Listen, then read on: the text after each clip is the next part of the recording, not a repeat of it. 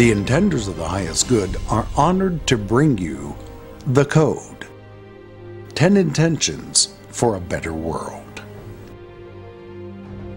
We arrived in Ashland, Oregon, intending that we find the perfect place for our Intenders Roadshow. Right away, the Circle of Terran manifested for us. It was the ideal location for a very special group of Intenders to come together. From the moment we got there, we knew we were on sacred ground. It was unforgettable. Join us now as we take you with us on the road with The Code.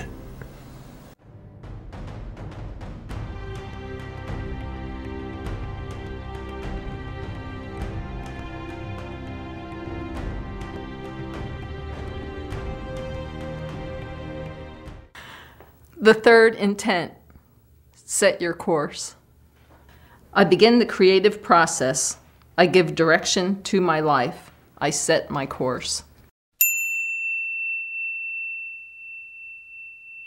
I was in Mount Shasta a while back, it was a couple years ago, and had gone there to set up an Intenders Circle. We were in a bookstore there, and it was a wonderful evening, and they did start a circle, and the place was so beautiful that my friend and I, we decided to stay on and camp for a few days, and with the magnificent mountain looming before us. And the only problem is that we couldn't find a place to camp, because this was in August and it was the height of the tourist season, and all the motel and hotel rooms were booked at that time. And the only place we found was a campground about 8 miles out of Shasta town.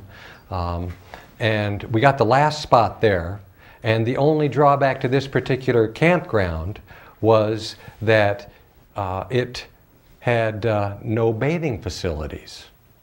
So you would see everybody lined up along the river in the morning, and with a gallon jug or a container of some sort, and dipping it in the water of the Sacramento River there, which comes out, this is where the source of the Sacramento River is at Mount Shasta, and they'd all be crouched down and with swimming trunks on or something like that, pouring it over their heads, cussing and hopping and muttering the whole time, because the water is ice cold. And again, I'm a Hawaii boy.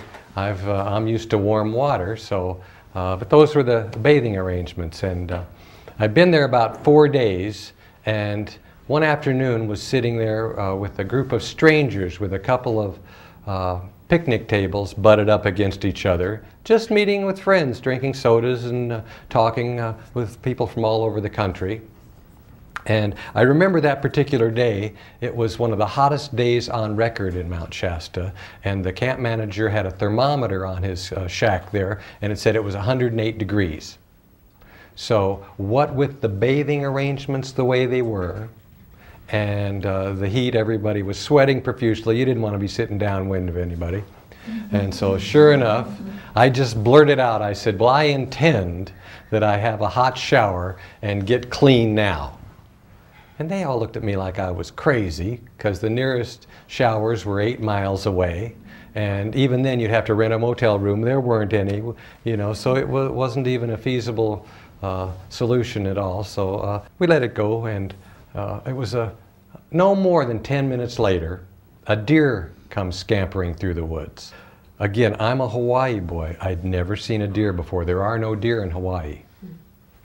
So I'm up and chasing after this deer, and I find myself, all I see is this little white tail bound through the brush and gone. About a 10-second look at the deer. And I'm in a clearing about 15 feet away from where the people are sitting at the picnic tables. And I can see them, and they can see me over the top of the bushes there. And in this clearing is a single tree about this big around. And on the back side of this tree is a broken off branch, about a foot and a half long, hanging up about, you know, arm's height above my head. And hanging on that branch is one of those black plastic solar shower bags left there by a previous camper. which I took off the branch and walked back to the picnic table. And the long and short of the story is that by sunset we all had a hot shower and got clean, and they weren't looking at me like I was so crazy anymore. So what I'm suggesting to you is that the time is coming when you will have a thought and it will be there. And that these times we're going through, there's an acceleration going on. And you all know it. That something's speeding up. And one of the things we've noticed in the intenders is that the time between the time you make an intention and it manifests is getting shorter and shorter and shorter and shorter. So it's wise for us to begin to hold our attention on the thoughts that serve us and discard the ones that don't. And that's the name of the game on planet Earth nowadays, because we're all realizing that our thoughts create our world. That was the first reference point with which we started the intenders, that our thoughts have power, that our thoughts create our world. And so it's just wise for us to be a little more vigilant of what we're thinking as well as what we're saying, because our words are the reflections of our thoughts.